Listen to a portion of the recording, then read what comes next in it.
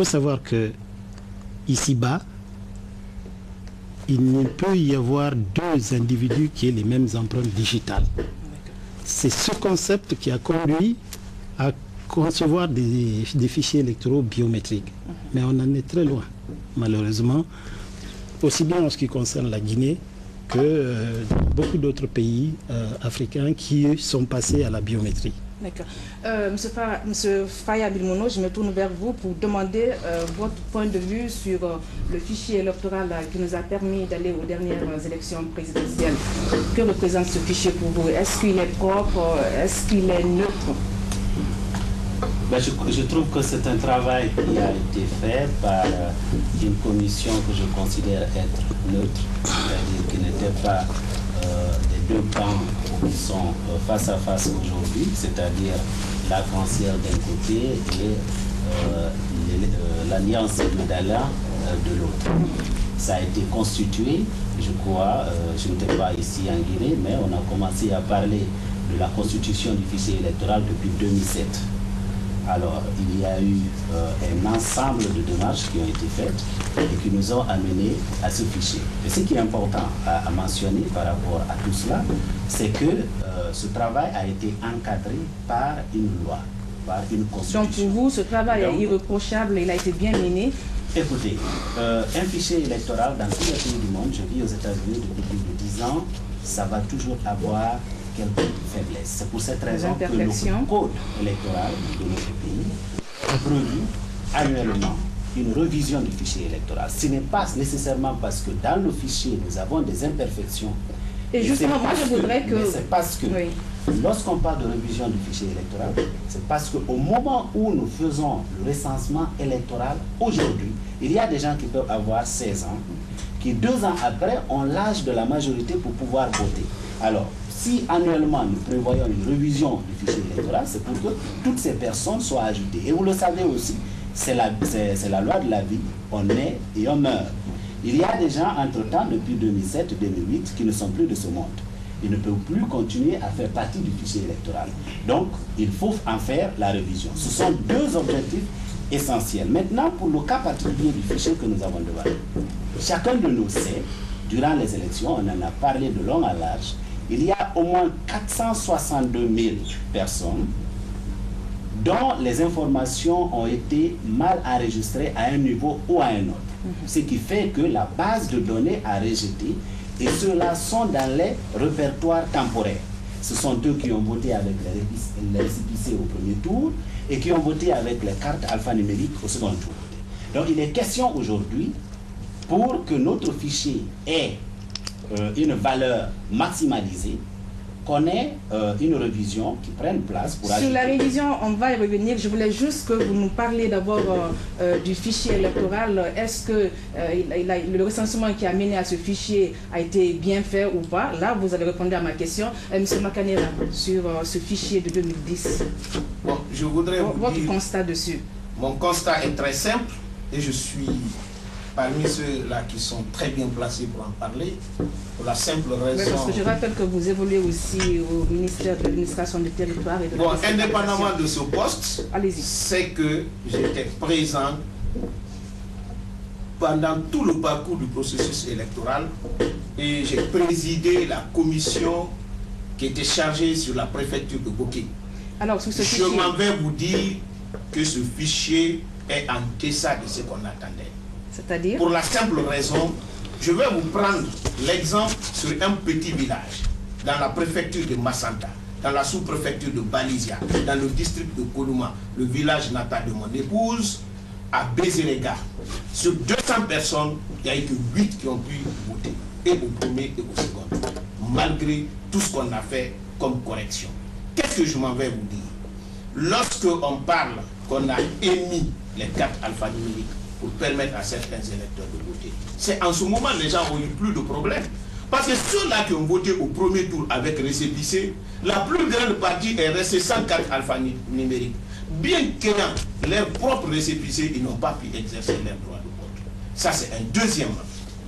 Il arrivait, puisque le matériel qu'on a envoyé pour l'enrôlement n'était pas tellement fiable, qu'un kit de Kalou tombe en panne, on prenait le kit de Matoto pour aller recenser. Au moment d'établir la liste par bureau de vote, celui qui a été recensé à Kaloum se retrouvait à Matoto, dans le bureau de vote de Matoto. Même si cela est distant de plusieurs dizaines de kilomètres. Entre les deux tours, nous avons tout fait pour pouvoir corriger, nous n'avons pas pu. Ça, donc les défaillances demeurent. Oui. D'accord. Alors, docteur Dieng, oui, sur la question, ce fichier est-il encore... enfin, votre opinion sur le fichier? Je pense que ce fichier est parfaitement fiable. Pourquoi fiable? Il est issu des recensements, comme M. Khan vient de le dire, biométriques. Disons que dans ce genre de situation, lorsqu'une CARL est en place, on parle d'enregistrement des électeurs. C'est vrai, l'électeur a le devoir de se faire recenser, mais l'exercice de ce devoir revient à l'électeur en question. Une fois qu'une CARL est installée dans un district, le devoir de venir se faire enregistrer revient à l'électeur.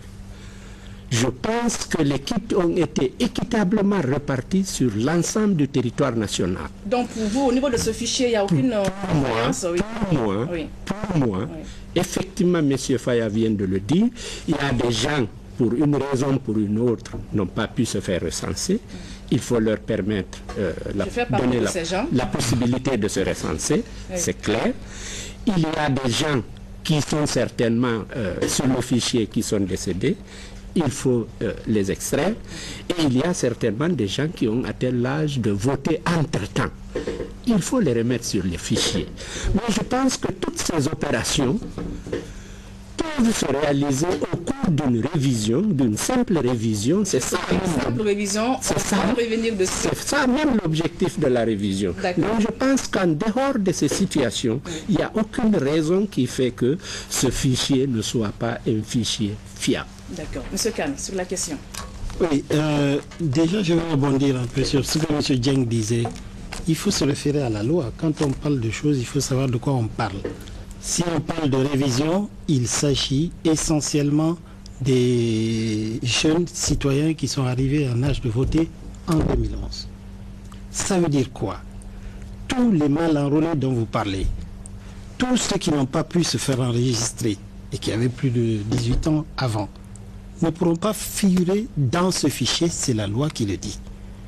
Par contre, si on accepte le principe d'une révision exceptionnelle, toujours consigné dans la loi électorale, là on peut refaire un fichier consensuel. J'insiste beaucoup sur ce mot-là.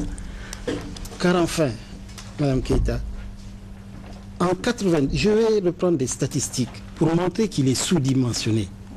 En 92, après un recensement administratif à caractère électoral, nous avions enregistré 5 200 000 citoyens, dont 3 200 000 électeurs, en 92. 19 ans après, vous voulez me faire croire qu'on n'est que 3 800 000 bien enrôlés? Ça veut dire que ou nous sommes tous morts, ou alors il n'y a jamais eu de naissance pendant 19 ans. C'est, à mon avis, et en 2005, ce chiffre est passé de 3 200 000 électeurs qui ont voté aux élections présidentielles de 93 à 5 013 000 en 2005 aux élections communales. Je parle sous le contrôle de M. Makanera et de toute personne qui a eu à gérer ces statistiques-là. 2005, nous sommes 5 millions d'électeurs. En 2011, vous voulez qu'on aille avec 3 800 000 parce que les 462 000 mal enrôlés ne seront pas éligibles à cette révision. C'est évident. Donc ça veut dire que c'est sincèrement pas crédible.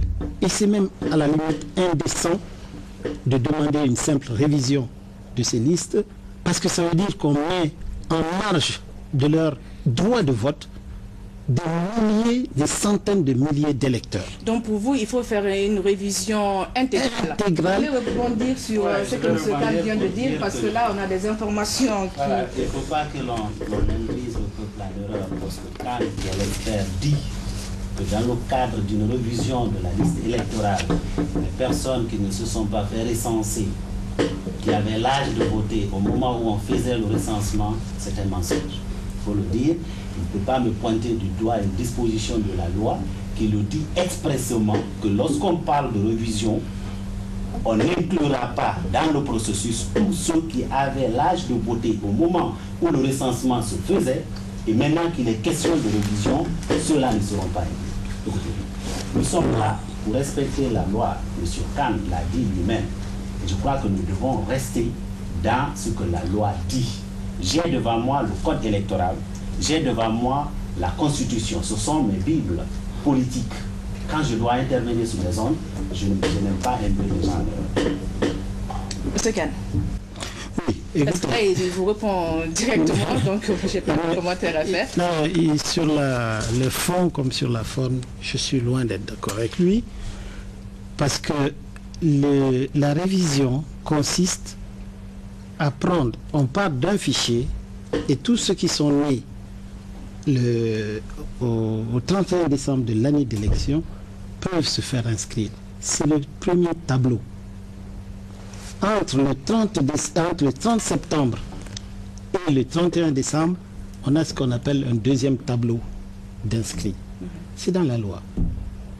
Je dis, sur le principe, si on a une lecture rectiligne du code électoral, ils ne pourront pas se faire enrôler, ceux qui sont mal enrôlés. Et moi, je défie M. Milinolo à sa prochaine Assemblée générale. Sur 100 militants présents, il n'en aura pas plus de 50 enrôlés. D'accord. Je ne vais pas l'avoir. Je vais lire, et ceci pour le peuple, une disposition du code électoral qui parle effectivement de la révision de la liste électorale. Parce qu'il ne suffit pas de dire que c'est dans la loi, et la loi est devant nous, nous devons faire le plaisir. L'article 19 dit ceci: les listes électorales sont permanentes. Insistons là-dessus. Elles font l'objet de révisions annuelles. Elles sont établies à partir des registres de recensement et complétées conformément aux dispositions des articles 16, 17 et 18 du présent code. L'établissement et la révision des listes électorales se font sur présentation de l'un des documents ci-après: carte d'identité, passeport, livret militaire, livret de pension civile aux militaires, carte d'étudiant ou d'élève de l'année scolaire en cours, carte consulaire, une attestation délivrée par le quartier ou le chef de quartier et contresignée par 2 notables pour des districts. Les élections sont faites sur la base de la liste révisée au cours du dernier trimestre de l'année qui précède celle des élections. À titre transitoire, les premières élections présidentielles et législatives depuis l'entrée en vigueur de la Constitution se feront sur la base des listes électorales établies et révisées pendant l'année des dites élections. Je ne vois pas dans cette disposition de la loi où il est dit expressement que quiconque avait l'âge de 18 ans au moment où on faisait le premier recensement qui a servi à l'établissement du fichier électoral que nous avons devant nous ne se fera pas recenser quand il est question de révision. Je veux qu'on soit clair par rapport à la loi. Je veux que M.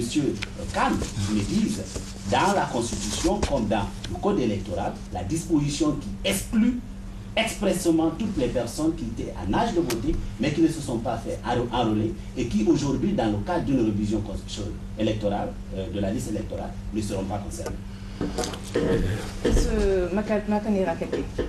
Bon, moi je voudrais rebondir par rapport à ce que mon frère Milinolo dit. Oui, c'est toujours sur le fichier électoral. Oui, mais mon problème, c'est que, comme le dirait l'autre, il n'y a pas de vent favorable pour celui qui ne sait pas où il va. Pourquoi je le dis? Tantôt, il cite l'article 18. Mais l'article 18, c'est qu'est-ce que l'article 18 nous dit? L'article 18 dit au fichier. De l'autre côté, il est opposé à l'établissement d'un nouveau fichier qui s'est tripatouillé la loi. Mais qu'est-ce qu'il veut au fond? Parce qu'il faut qu'on soit clair. Qu'est-ce qu'il veut au fond? Aujourd'hui, le débat qui se pose, quand on parle de la révision, il n'y a pas plusieurs opérations normalement. c'est opération d'inscription de ceux qui sont arrivés à l'âge de voter, et radiation pour ceux qui sont morts, radiation et inscription pour ceux qui se sont déplacés. Ouais. C'est ce que nous connaissons de la révision. Mais malgré tout ce que nous venons de dire,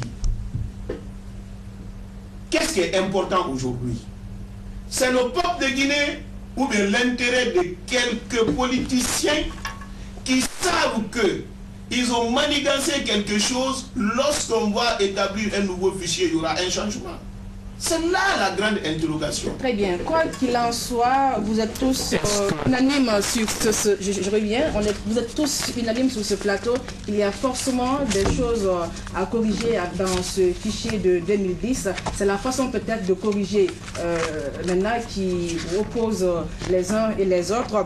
Quoi qu'il en soit, je vais vous inviter donc maintenant à suivre un reportage. Le ministre de l'administration du territoire et de la décentralisation était récemment au CNC, au Conseil national donc de la communication, et au Conseil économique et social. C'était pour justement parler des préparatifs et de l'organisation des élections législatives. Je voudrais vous inviter à suivre cet élément de reportage et après on revient pour discuter encore de ce fichier électoral.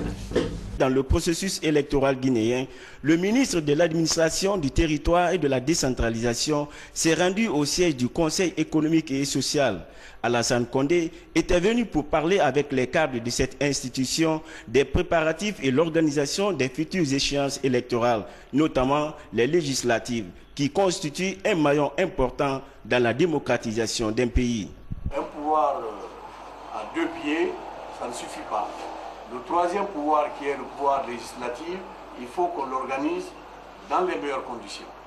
La CENI, qui est l'organe qui organise les élections, la CENI, sur le plan organisationnel, ne répond plus au contexte politique actuel. Mais sur le plan financier, parce que l'audit a révélé des dysfonctionnements graves, vraiment très graves. Et dans l'audit, il a été proposé une restructuration. Le gouvernement guinéen entend donc organiser ses consultations législatives au dernier trimestre de l'année 2011 afin de doter le pays d'une assemblée nationale représentative. C'est pourquoi le ministre a souhaité un nouveau recensement pour actualiser le fichier électoral de 2010 qui souffre à ce jour beaucoup d'imperfections. Certains camarades estiment que le fichier qui a servi au présidentiel doit pouvoir servir aux législatives avec quelques corrections ou révisions. Ce fichier, d'abord, l'État guinéen n'a pas accès à ce fichier. Je l'ai dit publiquement, si c'était le contraire, quelqu'un pourrait venir me dire, vous avez menti, vous avez accès au fichier. Le PNUD m'a dit qu'ils n'ont pas accès au fichier. L'Union européenne m'a dit la même chose. Nous avons ce que nous appelons le comité de pilotage avec ses bailleurs de fonds. Nous avons fait 2 réunions au ministère de l'administration du territoire et chaque mercredi, il y a la rencontre des points focaux autour du processus électoral. Aucune institution, que ce soit l'Union européenne ou le PNUD, n'a accès à ce fichier. Satisfait des informations reçues sur les préparatifs et l'organisation des élections législatives, le président du Conseil économique et social a exprimé la volonté de son institution à accompagner le ministère de l'administration du territoire et de la décentralisation à travers une caravane de sensibilisation et de réconciliation nationale, comme l'a toujours fait son institution. Le ministre et sa suite se sont rendus au Conseil national de la communication CNC. Alassane Condé était venu également informer la présidente de cette institution des initiatives entreprises par son département dans les préparatifs et l'organisation des prochaines consultations électorales. Il a aussi sollicité auprès de Martine Condé une étroite collaboration entre son département et l'ensemble de la presse guinéenne en vue du bon traitement des informations avant, pendant et après les législatives. En réponse, la présidente du Conseil national de la communication a rassuré de la disponibilité de son institution à accompagner cette initiative. Elle a ensuite promis qu'un comité regroupant les différents organes de presse sera mis en place et travaillera avec la cellule de communication du ministère. Voilà, on revient sur ce plateau de la télévision nationale. Vous venez donc de suivre le ministre Alassane Condé, qui était au Conseil économique et social et au Conseil national de la communication, pour justement parler des préparatifs des élections législatives. Alors pour vous, est-ce que ce fichier qui nous a conduit au présidentiel de 2010 peut être reconduit pour les législatives de ce Faya? Non, s'il vous plaît, je n'ai pas donné la parole à M. Dieng. Oui. Donc, M. Dieng, vous avez la parole. Docteur. Oui, je reste catégorique que ce fichier révisé pourrait parfaitement bien servir à l'élection législative. Révisé partiellement. Révisé partiellement. Mais pourquoi vous êtes opposé? Tout à l'heure, j'ai voulu prendre la parole. C'était pour signifier une chose. Monsieur Khan est catégorique que dans le cadre de cette révision, on ne prendrait que les gens qui ont l'âge de voter, qui ne l'avaient pas hier, et peut-être on extrait ceux qui sont décédés. Ça, c'est dans le cadre d'une révision ordinaire. Et à titre exceptionnel, il a bien été dit que pour les élections législatives et présidentielles, les élections se font sur des listes établies et révisées au cours de l'année en cours.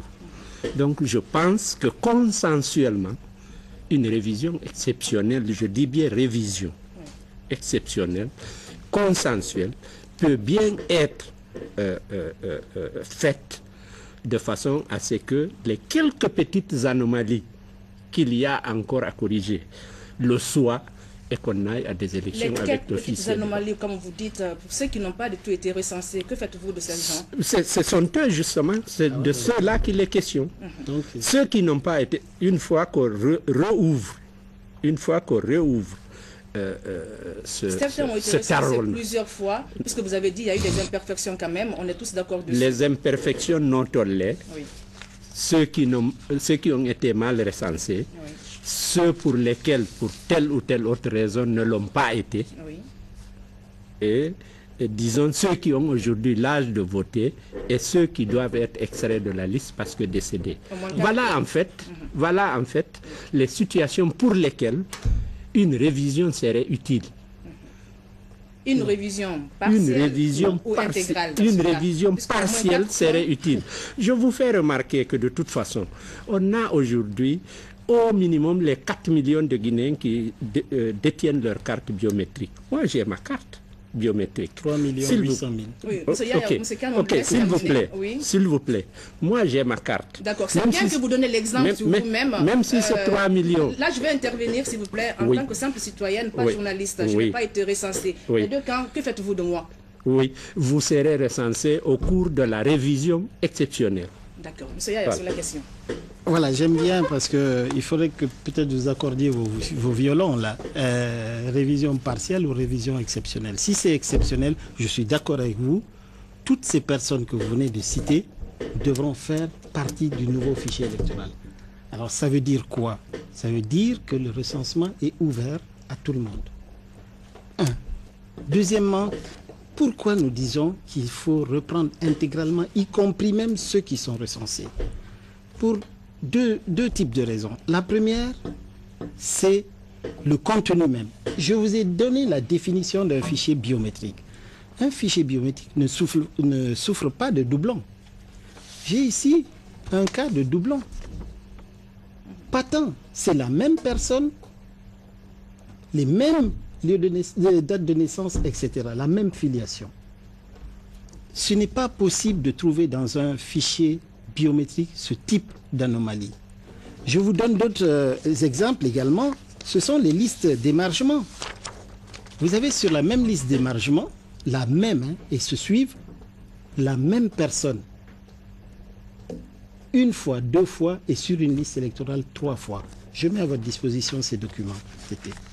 Donc, à partir de là, ça veut dire que le contenu du fichier n'est pas fiable. Vous avez plusieurs électeurs. Vous avez des parents en zone rurale et même en zone urbaine qui sont souvent nés en ou nés vers. Les consignes données par la SAGEM à ses agents c'était de les faire naître le 1er janvier de l'année de naissance. Ça veut dire quoi? La carte d'électeur et la carte d'identité ne sont pas conformes. Je suis président d'un bureau de vote, je peux lui dénier le droit de voter. C'est comme ça qu'on commence les conflits. Des conflits nés de la mauvaise conception du fichier électoral. Alors, je pense qu'on peut multiplier ce type d'exemple. Ça veut dire que non seulement le fichier est sous-estimé, mais son contenu n'est pas fiable. C'est pour cette raison, et essentiellement pour cette raison, que nous disons qu'il est nécessaire de faire une révision, une refonte intégrale du fichier. Parce que tout le monde devra y passer. Je passe sur les cas de gamins qui avaient 12 ans et qui se sont fait enrôler, qui sont dedans. Cette fois-ci, ils passeront devant des commissions administratives beaucoup plus averties. Vous voyez? Donc, il y a une série... Mais vous riez, mais je ne vous ai pas accusé de ça. Je pense que vous n'étiez pas présent lors du recensement. Mais c'est une réalité. Voilà, madame, ce qu'il faut dire par rapport à la révision, à la refonte, à la refonte intégrale. Okay, voilà, on ne peut pas aller aux législatives avec ce fichier-là. Juste avant, vous avez parlé, M. Milmono, donc je vous laisse maintenant parler, M. Makanera. Bon. Estimez-vous qu'on puisse reconduire le même fichier que nous avons présidentiel? On est d'accord sur le principe. Si c'était le principe de révision simple, nous savons, si je devais me faire enregistrer dans un autre bureau de vote, je devais partir avec mon attestation de radiation. C'est dire que sans l'attestation de radiation, je ne pouvais pas être sur une autre liste là-bas. Mais le principe là est égal. Aujourd'hui, où est le problème? Le problème, c'est de doter la Guinée d'une assemblée nationale représentative de la volonté du peuple. C'est là-bas le problème. Quand j'entends parler de 462 000 voix sur 1000 personnes seulement qui sont mal enrôlées, mais est-ce qu'ils se sont intéressés le poids de 462 000 citoyens à l'Assemblée nationale? Parce que si vous prenez une élection présidentielle, c'est à la majorité, au deuxième tour, à la majorité simple. Mais à l'Assemblée nationale, c'est à deux niveaux. Vous avez la majorité simple à l'uninominal, vous avez la proportionnelle, et c'est d'ailleurs là-bas, il y a 2/3 des membres de l'Assemblée nationale sont élus. Si je prends le cas de 3800 Guinéens inscrits, si nous calculons, je n'ai pas eu le temps de calculer, mais le quotient électoral va tourner autour de 15 à 18 000. Les 462 000 peuvent représenter 25 députés à l'Assemblée nationale. On peut penser sur 114 députés que 25 députés c'est négligeable. Pas du tout. C'est pourquoi aujourd'hui, puisqu'on ne peut pas corriger toutes ces imperfections avec la simple révision, et puisque la loi d'ailleurs permet, et que mon frère Fayard Milimono a été le premier à l'évoquer, quand ça l'arrange, quand ça ne l'arrange pas, il dit que c'est tripatué. Donc le code est devenu une recette de cuisine. Quand madame quitte le marché, le sac est rempli, mais ce qui va dans la marmite, c'est l'essentiel, le reste est engagé dans la poubelle. Heureusement, c'est lui qui a cité, l'article 18 est clair. En cas d'établissement d'un nouveau fichier ou révision exceptionnelle, le président de la CENI peut prendre la décision. Aujourd'hui, on va voir là où il y a l'intérêt du peuple. Surtout que, avec le professeur Alpha Condé, l'impôt de capitation a été supprimé. Il y a la sensibilisation très poussée. Le Guinéen a compris l'importance de l'exercice de ce bulletin de vote. Oui, M. Kaké, puisque vous parlez du professeur Alpha Condé, justement, c'est ce fichier qui a permis à l'Alliance Arc-en-Ciel d'être aujourd'hui, au professeur Alpha Condé, j'allais dire, d'être aujourd'hui à la tête du pays, donc au pouvoir. Pourquoi ne pas faire confiance à ce fichier comme le demande, ou comme l'exige, comme le demande, je préfère, hein, pas exige, comme le demande l'opposition? Oui, j'ai entendu parler les gens à la radio que si ce fichier-là n'est pas bon, cela veut dire que le professeur est mal élu.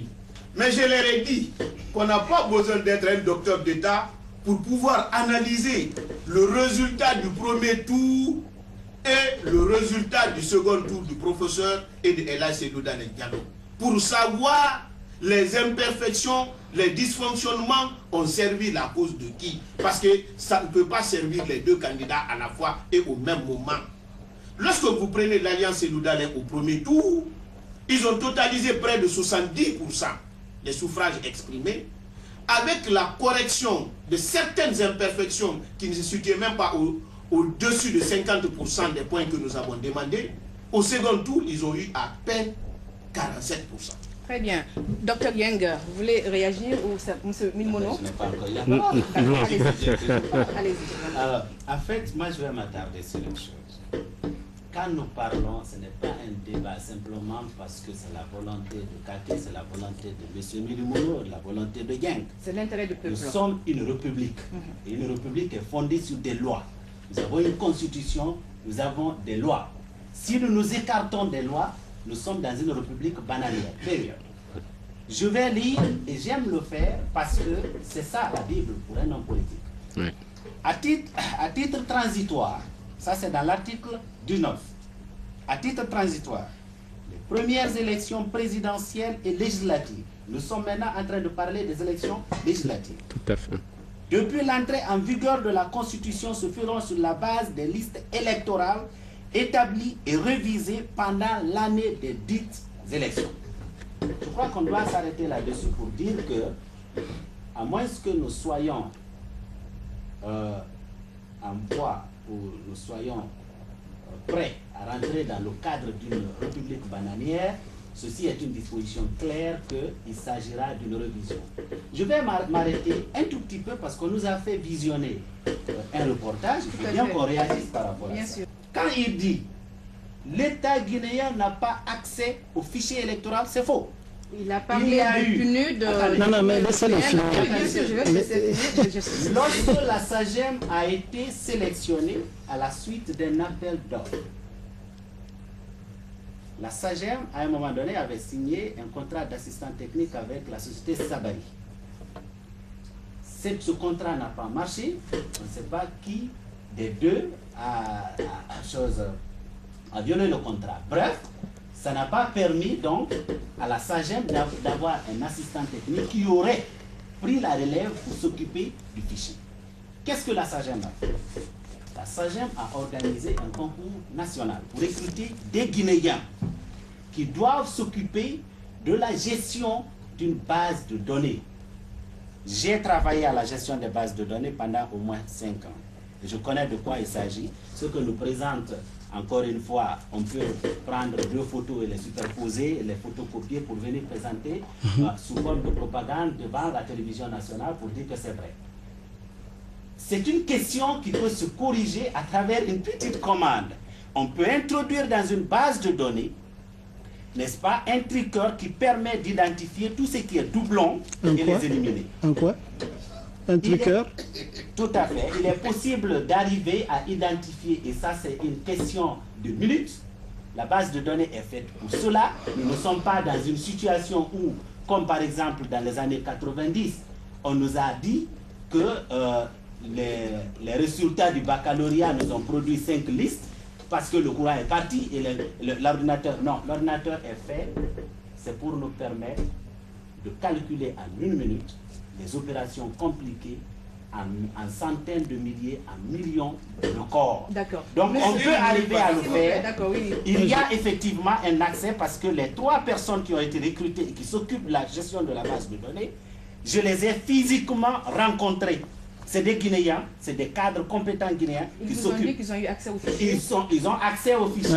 Ils peuvent procéder à la mise à jour du fichier. Ils peuvent enlever dans le fichier si c'est nécessaire. Si le ministre a également parlé de l'Union européenne et du PNUD. Je voudrais, puisque M. Milmono réagit par rapport à l'intervention de votre ministre, M.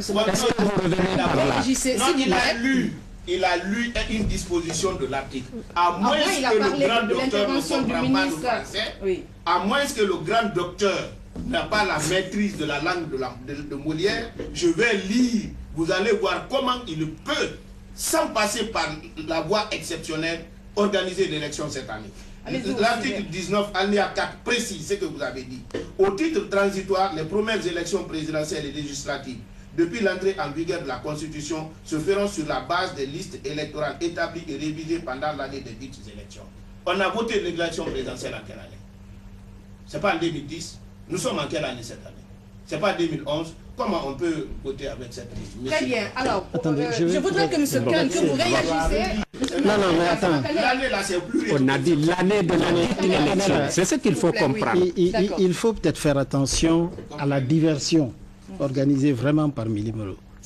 Le problème ne se situe pas uniquement dans cette disposition de la loi. Nous avons essayé de faire comprendre à vos téléspectateurs que le contenu même n'est pas fiable. Et maintenant, selon ce que disait monsieur le ministre, et là, c'est moi qui m'inscris en faux par rapport à ce que vous dites. Ce qu'il a dit est vrai. Mais attendez, n'interprétez pas ça comme le fait qu'il n'ait pas la clé de la porte pour rentrer. On sait très bien comment on peut verrouiller un logiciel, son accès. Si vous avez des codes, des mots de passe qui interdisent de le faire, vous ne rentrerez pas dans le logiciel.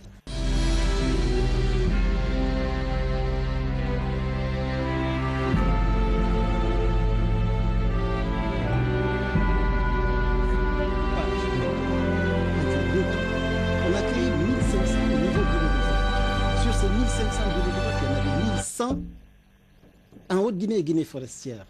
On n'a pas pu aller plus loin parce que le technicien Gomez de Sagem, qui était venu spécialement, ne pouvait pas aller plus loin. Il avait atteint sa limite de compétence. Ce code, l'accès dont il parle, il s'agit de ça. Avoir accès au code du programme. Deuxièmement, quand bien même il nous donnerait les mots de passe pour accéder à ces logiciels, à notre fichier, parce qu'il s'agit du fichier du pays. Mais attendez, si vous n'avez pas le schéma de programmation, vous ne rentrerez pas dedans. C'est comme vous prenez le logiciel, vous le foutez à la poubelle, ou alors vous êtes pieds et poings liés à la sagesse. Et comment ça se fait-il, M. Khan, vous qui êtes expert, comment se fait-il que la Guinée n'ait pas accès à ce fichier? Tous les problèmes se situent à ce niveau-là. La Guinée a été grugée dès le départ de la conception, dès le départ de la conception de ce projet Perle. Le projet Perle est une émanation du PNUD, de l'époque de Baranga. Je précise bien, c'était l'époque de Baranga. Ils ont conçu un projet d'enrôlement et de révision des listes électorales. La seule chose de bien là-dedans, c'était le mot Perle, comme c'était une allusion, selon l'expert qui a fait ça, Clément, un béninois, allusion à la Guinée Perle de l'Afrique occidentale. C'est tout ce qu'il y a de bien dedans. Sinon, sa conception, sa réalisation, son contrôle ont été à l'origine de l'imperfection même de ces logiciels. Pourquoi?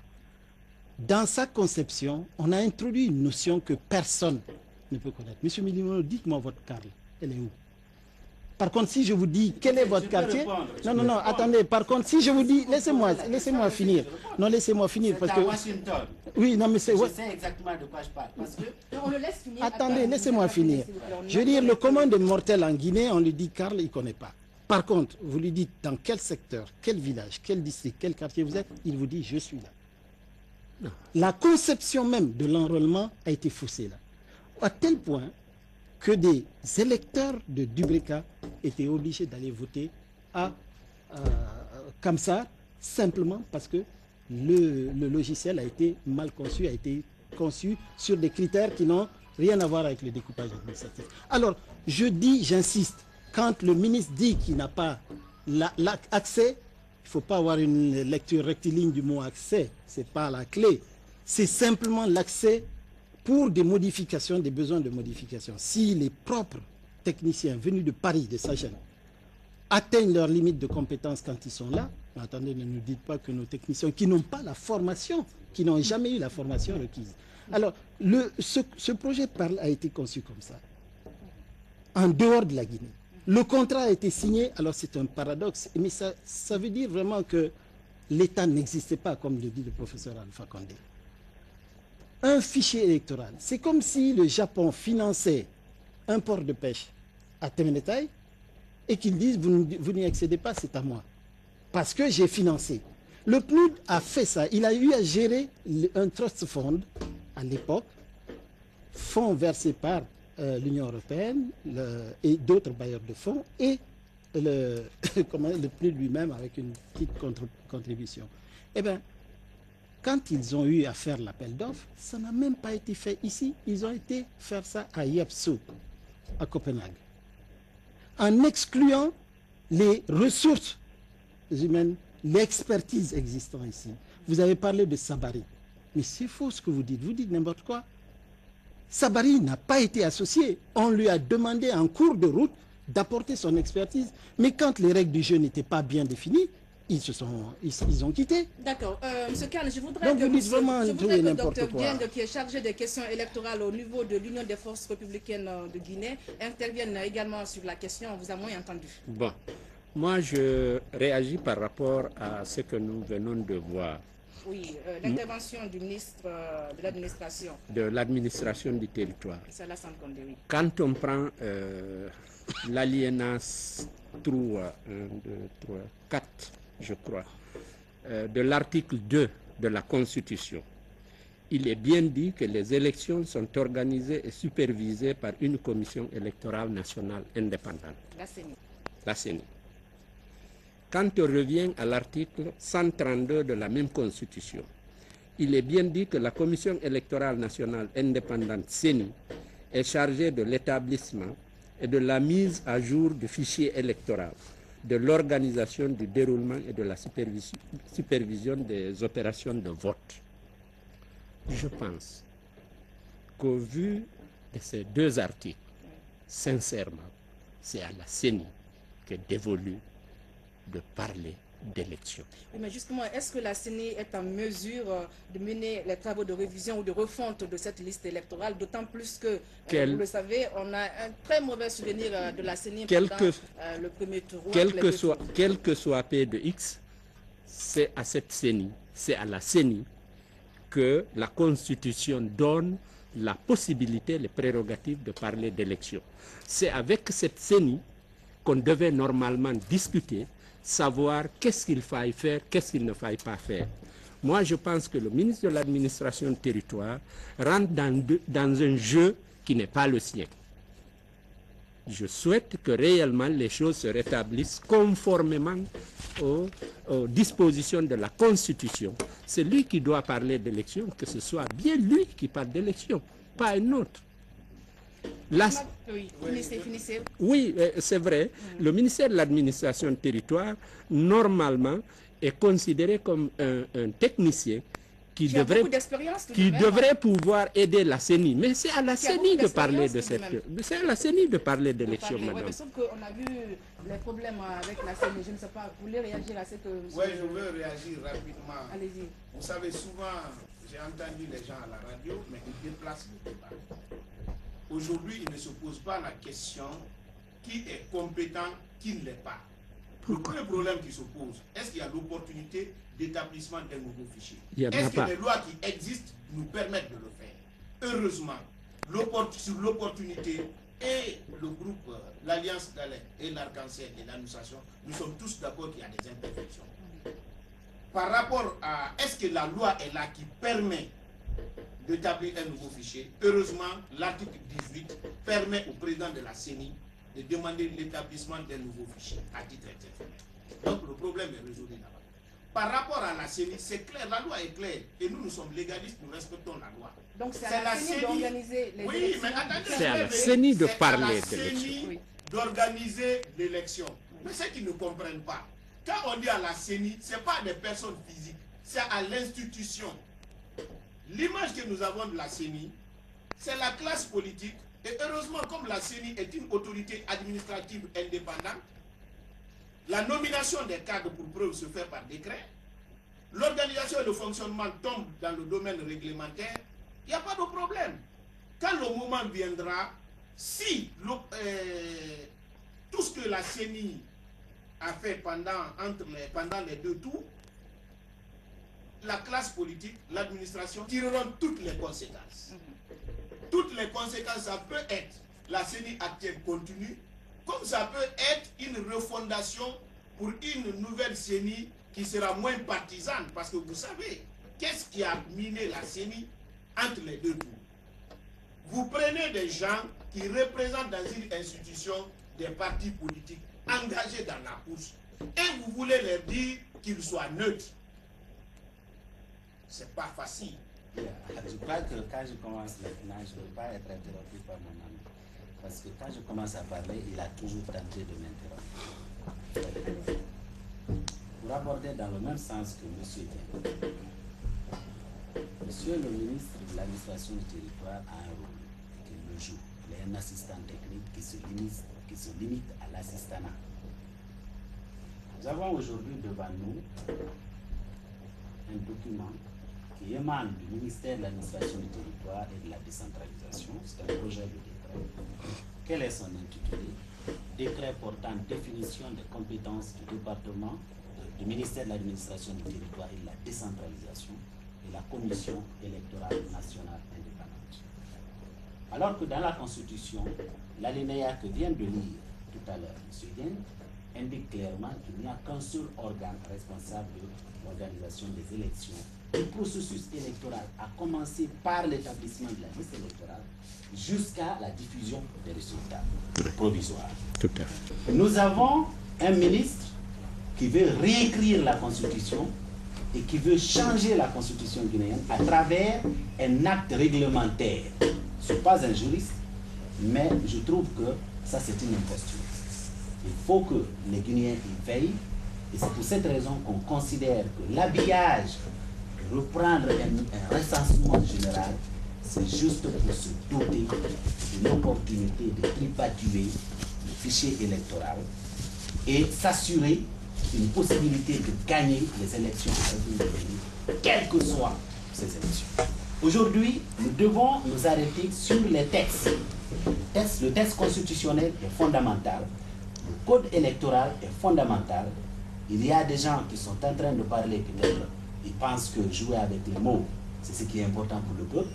Le peuple a mis en place un conseil national transitoire, le CNT, qui a travaillé pendant des mois pour nous produire une constitution qui est en place.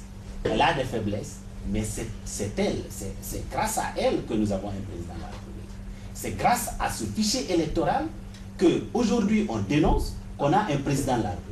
Absolument. Alors, on ne peut pas nous dire aujourd'hui, c'est une question de bon sens, que la méthode qui a été utilisée pour obtenir le président est mauvaise, mais le président lui-même est bon. Non. Si le camp adverse, le pouvoir en place, le professeur Alpha compris, pense que le recensement général, ceci au mépris des lois qui sont les nôtres, devrait être repris, nous devons nous arrêter pour dire ouvrons complètement une nouvelle période transitoire. On s'assoit, tous les acteurs guinéens, pour installer les institutions transitoires.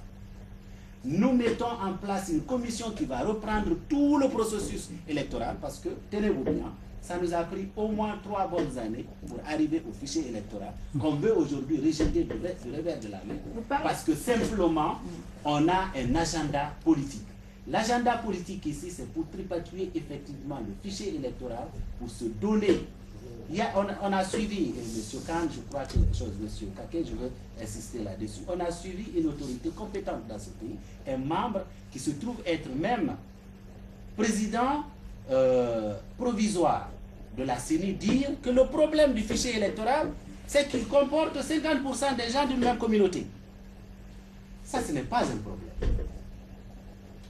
Non seulement ce qu'il affirme est faux, mais le dire est déjà dommageable à notre unité nationale. D'accord, M. Milmono. Je crois que nous devons faire très attention avec ce qui est en train de se passer, parce qu'il s'agit effectivement de la loi. D'accord. Aussi longtemps que nous ne sommes pas prêts à respecter la loi, ce débat n'a aucun sens. Ok. M. Milmono, on est allé effectivement aux élections parce que la mouvance aujourd'hui, l'opposition aujourd'hui étaient tous unanimes sur un fait. Il fallait aller aux élections, élire démocratiquement un président pourvu que les militaires s'en aillent. Et peut-être après revoir certaines choses.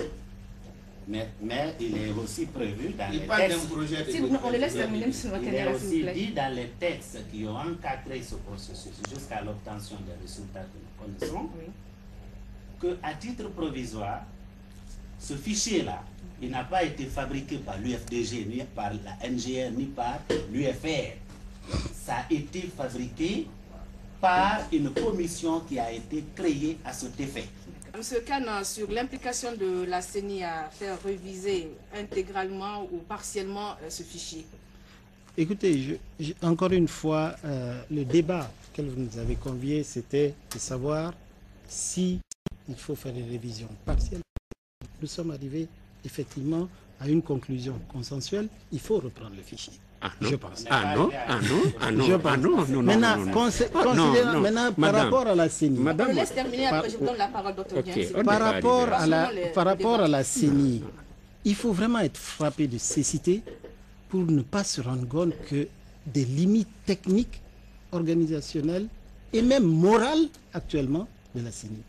Elle est traversée par des courants politiques qui ne peuvent plus en faire une commission électorale nationale indépendante. Elle est dépendante d'un côté ou de l'autre, ça dépend un peu les humeurs des uns et des autres. C'est ce qui a expliqué donc, ça veut dire de général. Exactement. Alors, ça veut dire concrètement qu'il y a une léthargie totale d'action actuellement.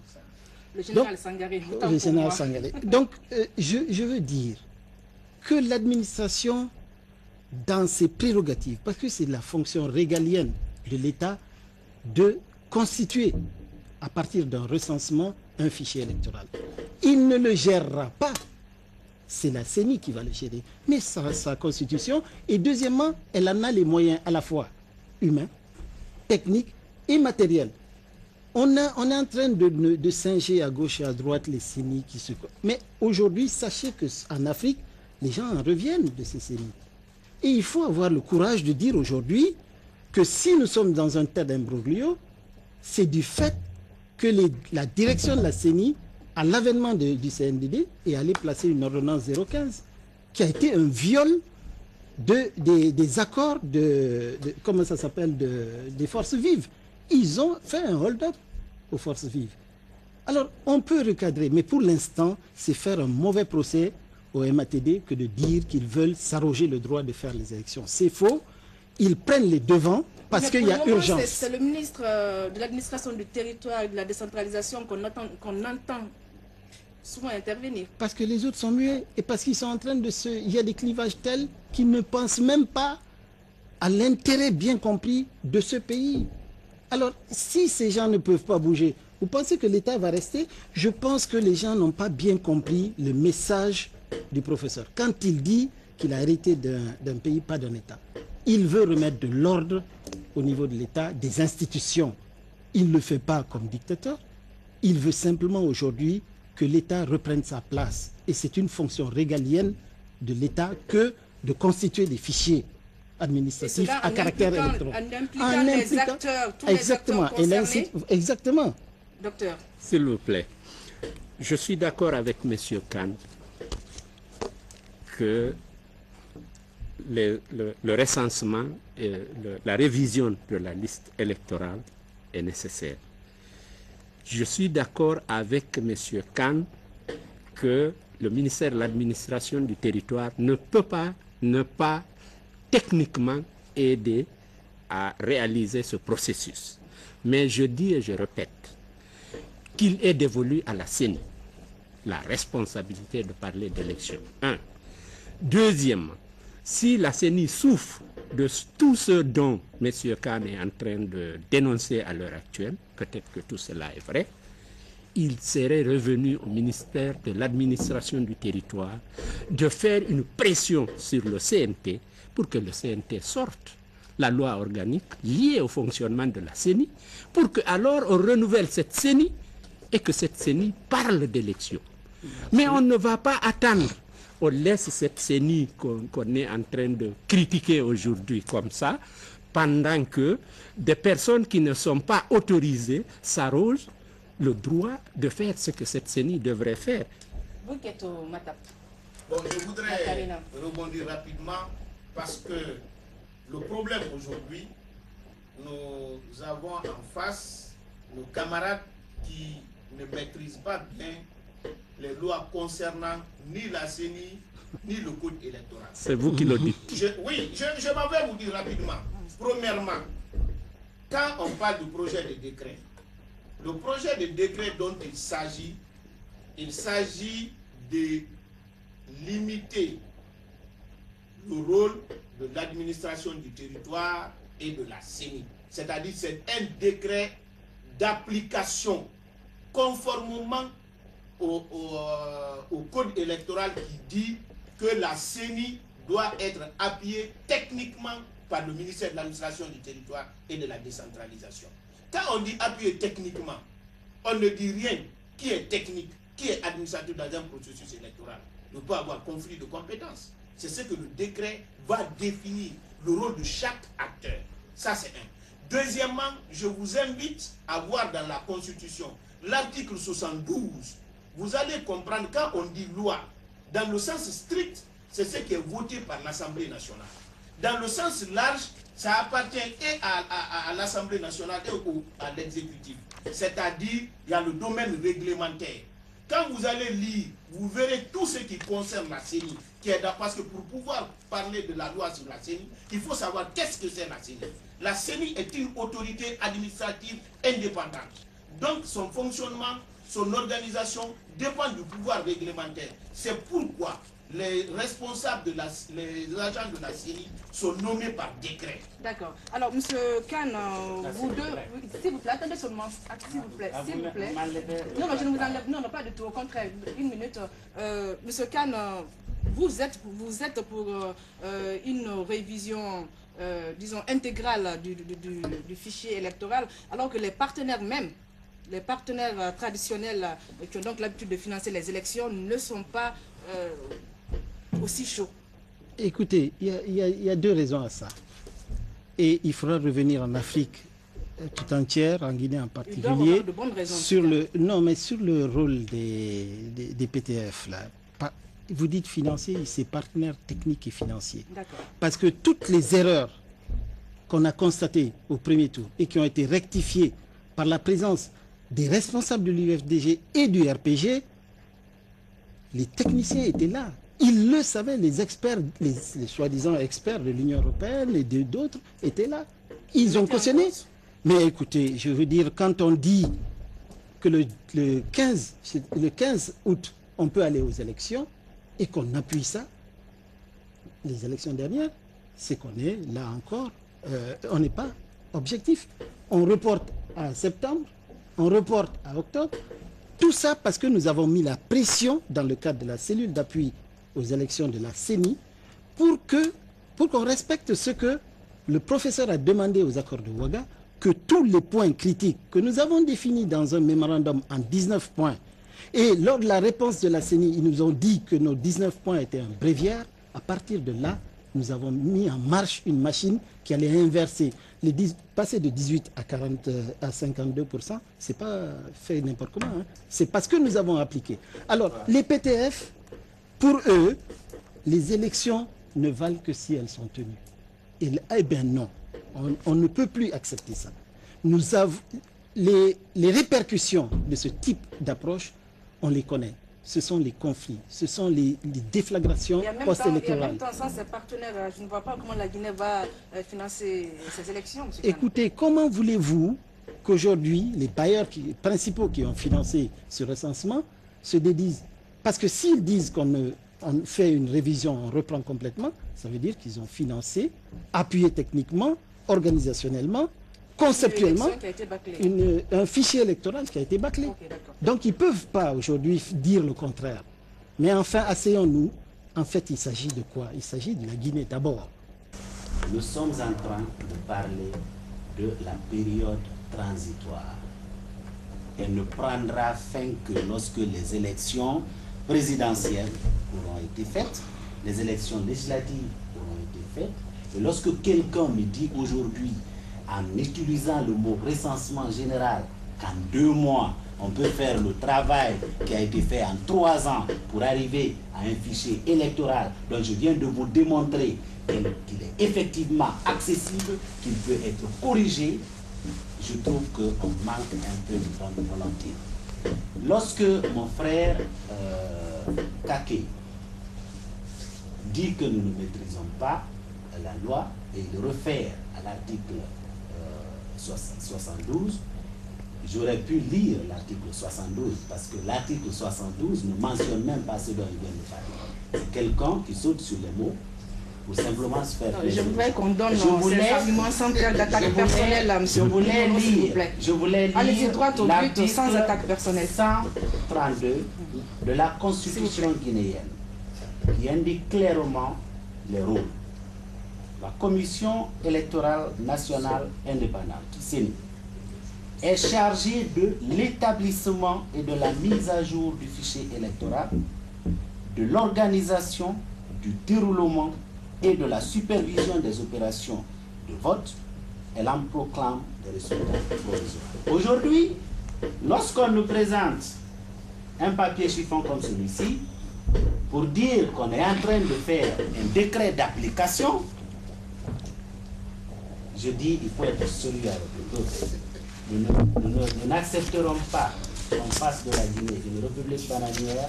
Nous dirigerons la Guinée conformément à la Constitution et conformément aux lois de la République.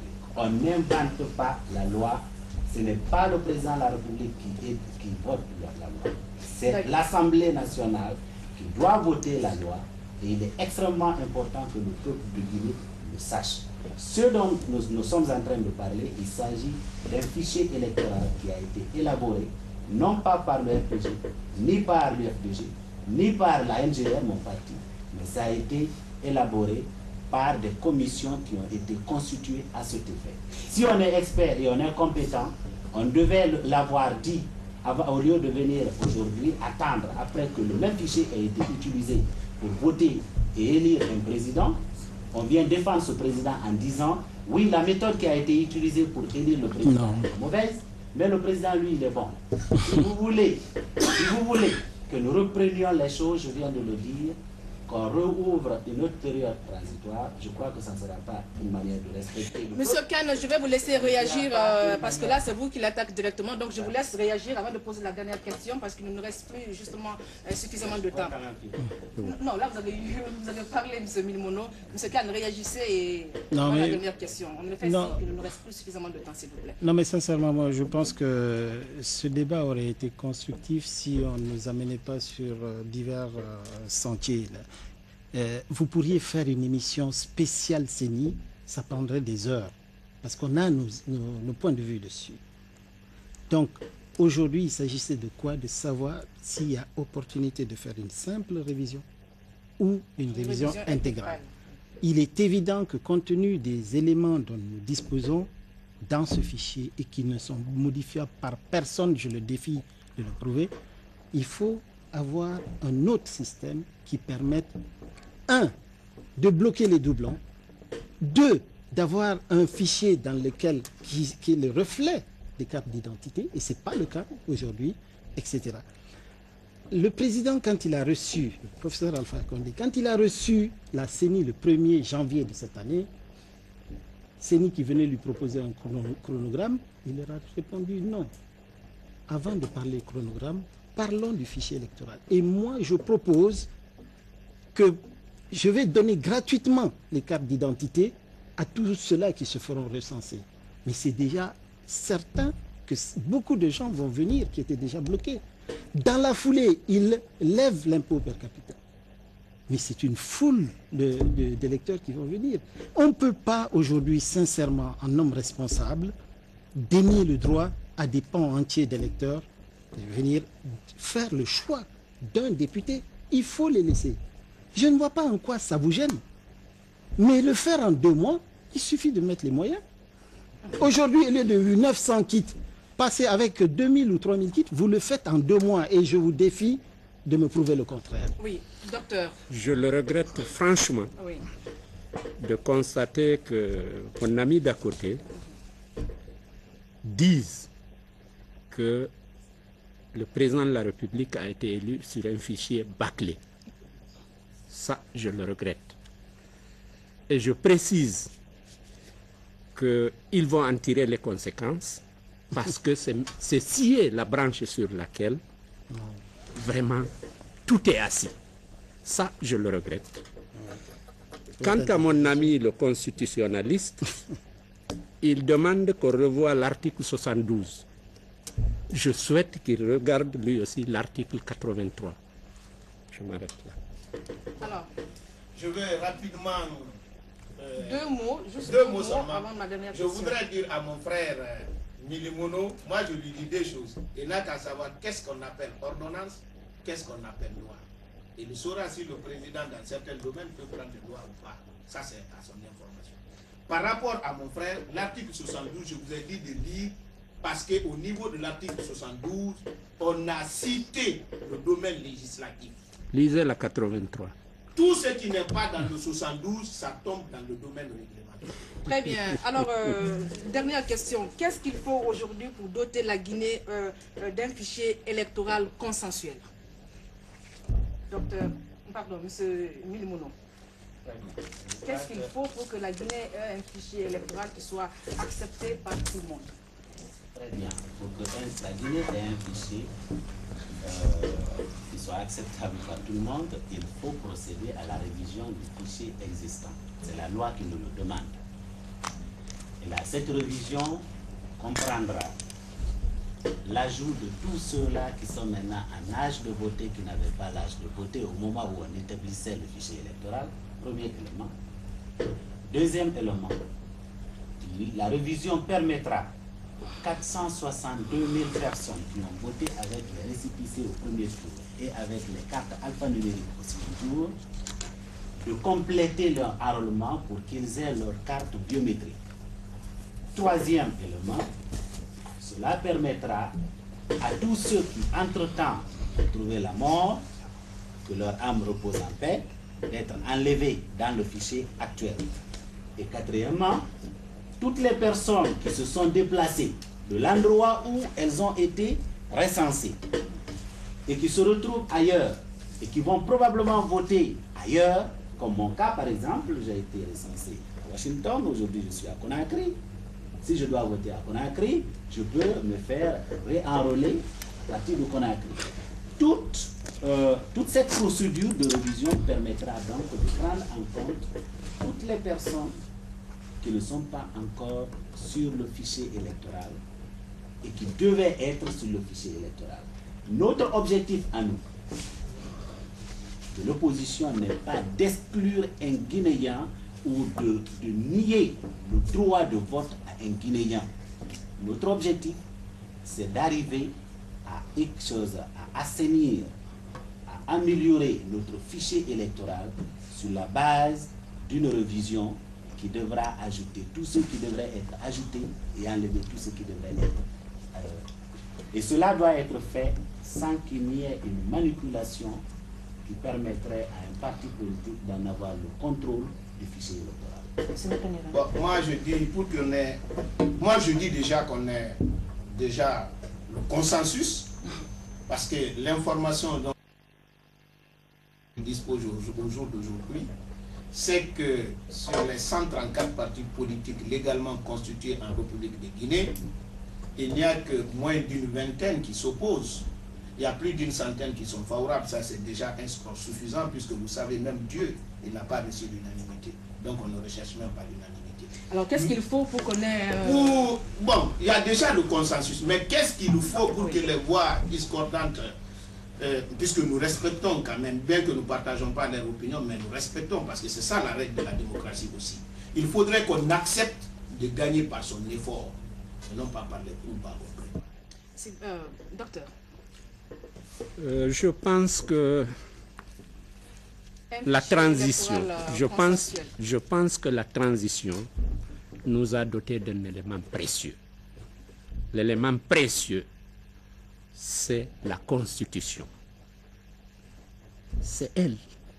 Je pense que pour avoir un fichier électoral consensuel sur la base duquel on peut aller à une élection apaisée et acceptable par tous, il faut qu'on suive les prescriptions de la Constitution qui disent que une fois le fichier établi, on parle de révision et non d'établissement. Monsieur Kanna, oui, sur la question. Sur la question, paradoxalement, je vais rejoindre mon ami Milimono. La seule différence, c'est que les personnes qui feront partie de ce fichier, c'est celle qu'il a indiqué, moins toutes les doubles inscriptions, moins les gamins qui sont dedans, etc. Et si il est d'accord avec moi, ça veut dire une reprise intégrale, parce que pour aller à la chasse de ces gens-là, il faudra vraiment mettre une batterie de programmes informatiques pour les rechercher et les dissocier. À contrario, je veux dire que l'avantage de la vision du professeur, c'est que en ayant ces cartes d'électeurs nouvelles, avec des cartes d'identité en même temps, on fait passer la Guinée d'un état plaque tournante des faux papiers à un état qui se projette tout de suite aux normes de l'OACI, l'Organisation de l'aviation civile internationale. Parce que de ce fichier, qui sera réellement biométrique, avec la saisie des 10 doigts, nous pourrons effectivement avoir des cartes d'identité, des passeports biométriques, mais même des passeports avec des cartes à puce.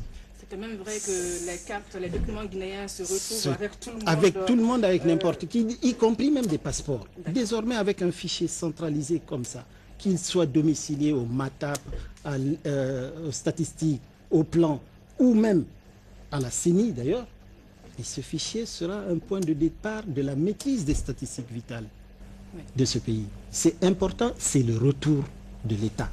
Merci, M. Kane. Mesdames et messieurs, on est pratiquement à la fin de cette émission Grand Dossier. Merci à mes invités ici présents. Ils ont pour nom Dr Genga Suleiman, chargé des questions électorales à l'UFDG, l'Union des forces démocratiques de Guinée. M. Makanera Aluseni Kake, président du Rassemblement national des indépendants RNI, allié donc à l'Arc-en-Ciel. M. Milmono Faya de la NGR, allié également à l'UFDG, et M. Yaya Kane, expert en conduite de processus électoraux en Afrique et auteur donc du premier fichier électoral informatisé de la Guinée. M. Kane est aussi responsable, a été responsable délégué à la CENI pour le compte du deuxième tour. Chers invités, encore une fois, merci d'avoir répondu donc à mon invitation.